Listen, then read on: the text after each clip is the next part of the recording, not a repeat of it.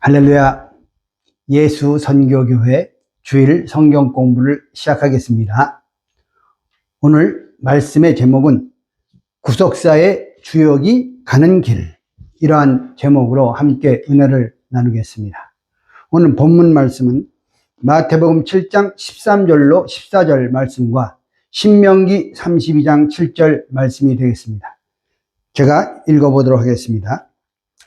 마태복음 7장 13절로 14절. 좁은 문으로 들어가라.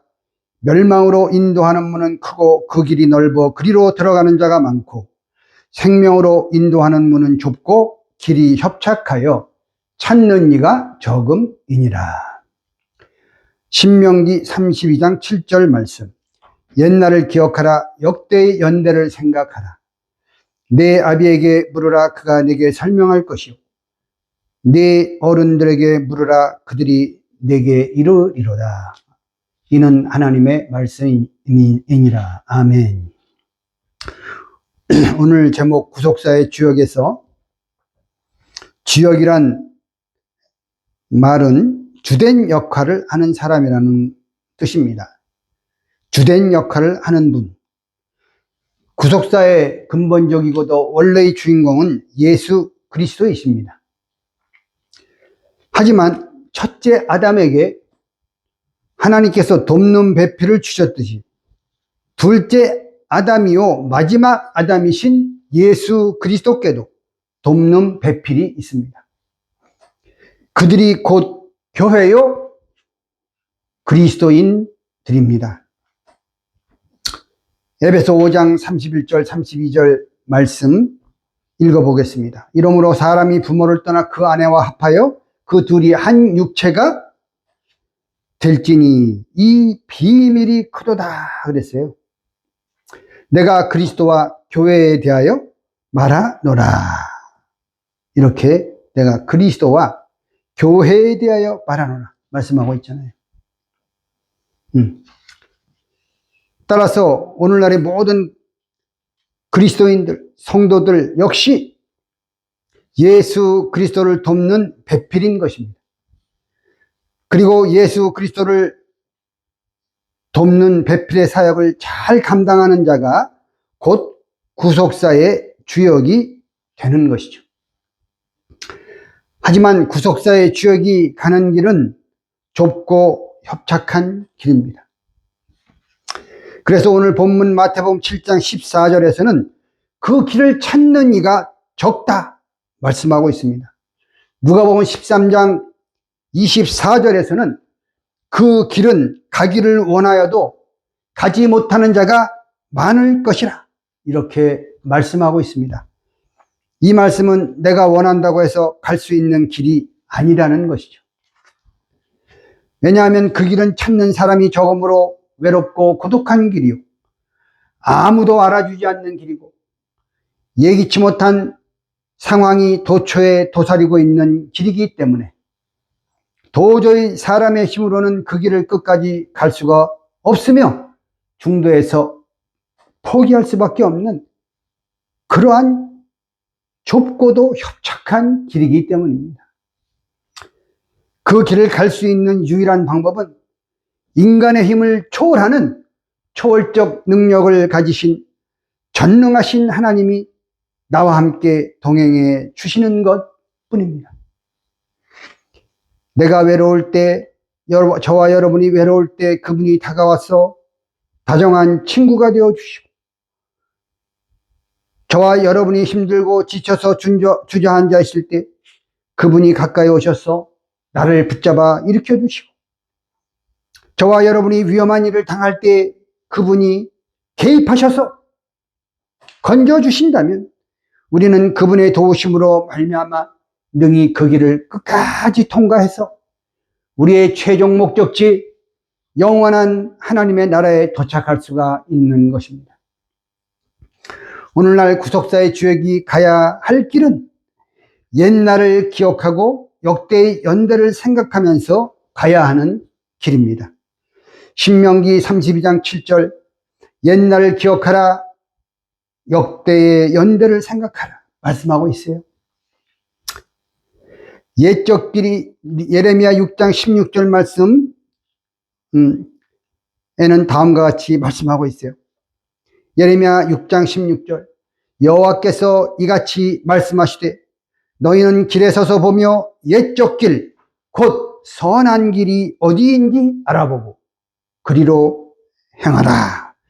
너희 심령이 평강을 얻으리라. 이렇게 말씀하고 있잖아요. 옛적 길이 선한 길이에요.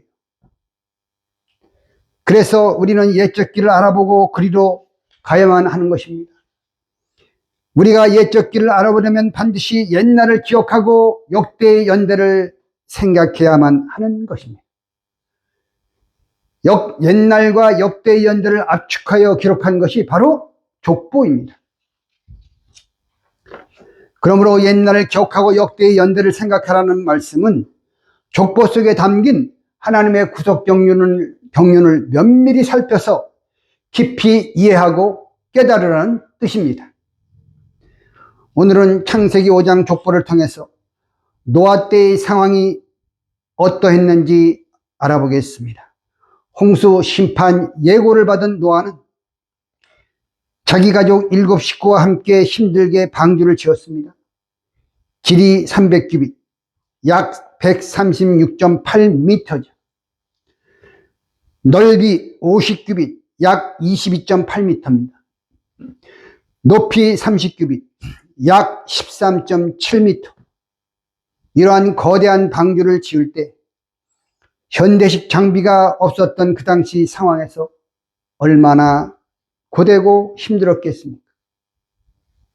게다가 그들은 방주 안에서 먹을 자신들의 식량을 비축해야만 됐고 또한 방주에 탈 수많은 동물들을 먹일 양식도 비축해야만 했어요.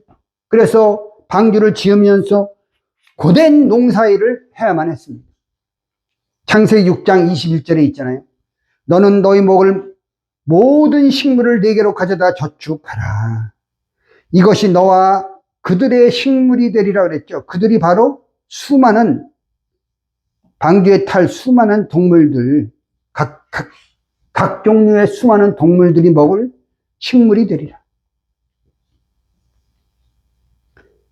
즉 노아와 7 가족 그들은 남들이 가지 않는 좁고 협착한 길을 간 것입니다.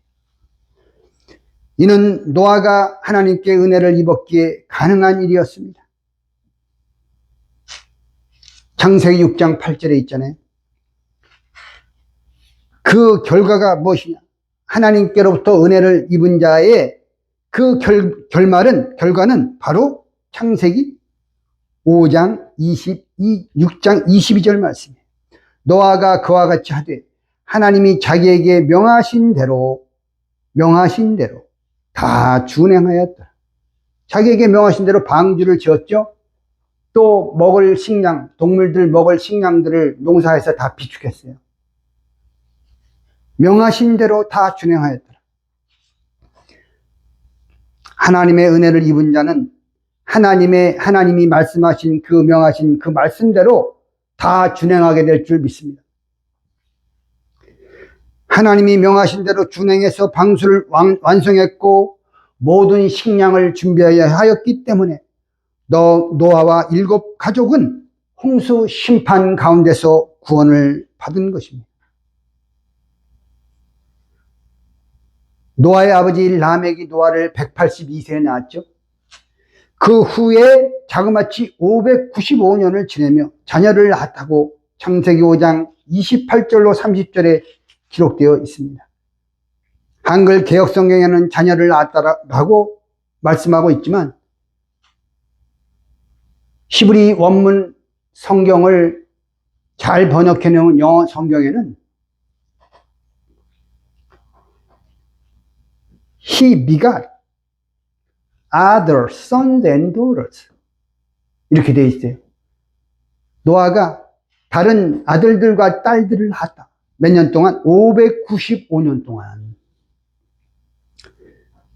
창세기 5장 28절 29절 제가 읽어보겠습니다. 라멕은 182세 아들을 낳고 이름을 노아라 하여 가로되 여호와께서 땅을 저주하심으로 수고로 일하는 우리를 이 아들이 아니하리라 하였더라.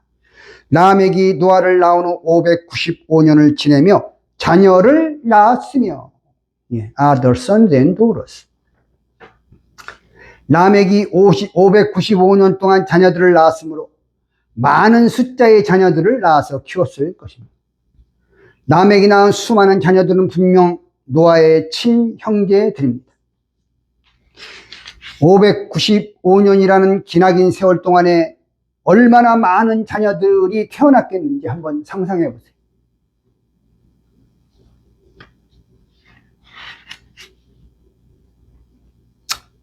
그들은 라멕이 아끼고 사랑하는 자녀들로서 경건한 아버지 라멕으로부터 노아에게 가르쳤던 똑같은 말씀으로 교육을 받았을 것입니다. 그러나 홍수 때 그 많던 노아의 형제들은 온데간데 없고 오직 노아의 8 식구만 구원받았습니다. 베드로후서 2장 5절 말씀을 보면 죄송합니다. 오직 의를 전파한 노아와 7 식구를 보존하시고 나머지는 다 홍수로 심판하셨다. 이렇게 기록하고 있습니다. 라멕이 낳은 노아 외의 아들들과 딸들은 부모의 가르침을 거역하고 모두 시대의 악함을 좇아 하나님의 말씀을 들으려 하지 않았던 것입니다. 그들은 아마도 노아의 친형제들인 까닭에 누구보다도 구원의 방주 안으로 들어오라는 안타까운 권유를 몇 번이고 수없이 받았을 것입니다. 하지만 그들은 이를 거부한 것입니다. 그들은 자기들이 하고픈 대로 세상을 즐기며 살았습니다. 교회는 무슨 교회야? 응? 믿기는 뭘 믿어? 그들에게는 보이는 세상이 다였습니다. 하나님의 말씀을 아랑곳하지 않았습니다. 더더군다나 그 형제들인데, 친형제 자매들인데 그렇게 힘들게 방주를 짓는 일에 조금도 협조하지 않았습니다. 날마다 힘들게 방주를 짓는 노아와 7 식구들의 삶을 한번 상상해 보시기 바랍니다. 그들은 남들이 가지 않는 좁고도 협착한 길을 간 것입니다. 하지만 노아의 친형제들은 좁고 협착한 길을 외면하고 넓고 편안한 길을 택했습니다. 신앙생활을 대충 하면 되지. 뭐 그렇게까지 해. 예수 믿는 믿음은 액세서리가 아닙니다. 일회용 반창고가 아닙니다. 자기의 인간의 위로를 받고자 하는 것도 아닙니다. 예수를 믿는 그 길은 내 생명, 이 생명보다 더 귀한 거예요. 예수 믿는 그 믿음이. 응? 그 예수 믿는 믿음, 하나님의 말씀을 준행하려고 애쓰고 말씀을 붙잡고 기도하면서 그 나아가는 그러한 길, 좁고도 협착한 길이죠. 그 길을 가는 자들이 마침내 구원을 받는 것이죠.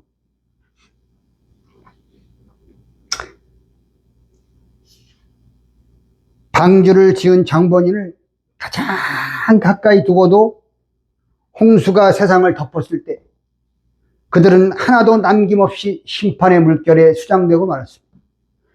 홍수가 나서 저희를 다 멸하기까지 깨닫지 못하였다고 마태복음 24장 39절에 말씀하고 있어요. 예수님께서 친히 말씀하셨어요. 생명의 길인 좁은 길을 외면하고 멸망의 길인 넓고 편한 길을 선택한 당연한 결과인 것입니다. 구속사의 근본적인 주인공 되시는 예수 그리스도 장본인도 이 땅에 육신을 입고 오셔서 스스로 좁고 협착한 길을 가셨습니다. 왜냐하면 그 길이 아버지께서 원하시는 인류 구원의 길이었기 때문입니다. 육체에 계셨을 때 예수님의 생애는 고난으로 점철된 생애였고 그 마지막은 십자가의 죽음이었습니다.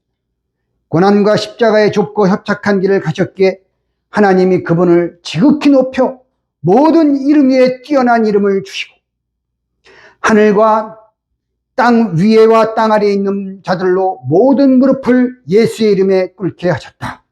빌립보 2장 5절 6절로 11절에는 말씀하고 있습니다.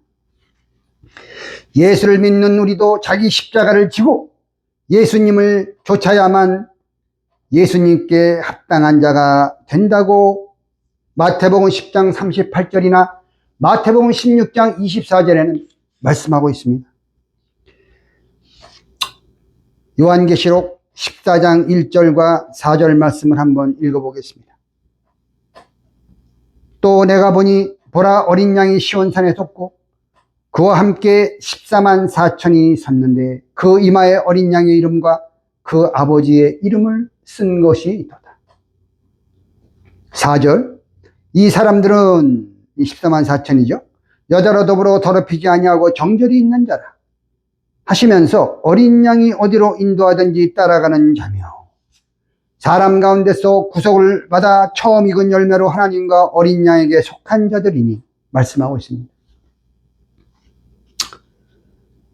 주님과 함께 시온산에 서 있는 14만 4천 명에 들어가는 조건 중에 하나가 어린 양이 어디로 인도하든지 따라가는 자라고 말씀하고 있습니다. 예를 들면 내가 어떤 회사에 들어가려고 그래요. 단지 내가 원한다고 해서 그 회사에 그냥 들어갈 수 있는 게 아니지 않습니까? 그 회사가 원하는 조건에 부합되어야만 그 회사에 들어갈 수 있는 것입니다. 이 세상에서는 인맥으로 은근슬쩍 들어가는 낙하산 인사라는 것도 있습니다. 하지만 하나님 나라에서는 낙하산 인사란 어림도 없는 말씀이죠. 주님, 제가 교회도 열심히 다니고 봉사도 열심히 했고, 주님 옆에서 이렇게 봉사도 이렇게 섬기고 다 했는데 저를 모르십니까?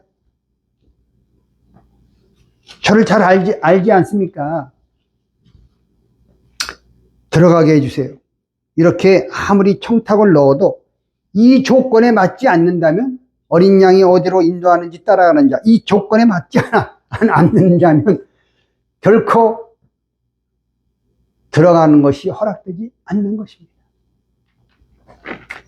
왜냐하면 하나님은 공의의 하나님이시잖아요. 공의의 하나님이신 그분은 자기 자신이 세운 조건을 결코 스스로 무너뜨리지 않기 때문입니다. 그러므로 우리가 14만 4천의 수에 들어가려면 반드시 어린 양이 어디로 인도하든지 따라가야 한다. 이 조건에 부합되어야 하는 것입니다.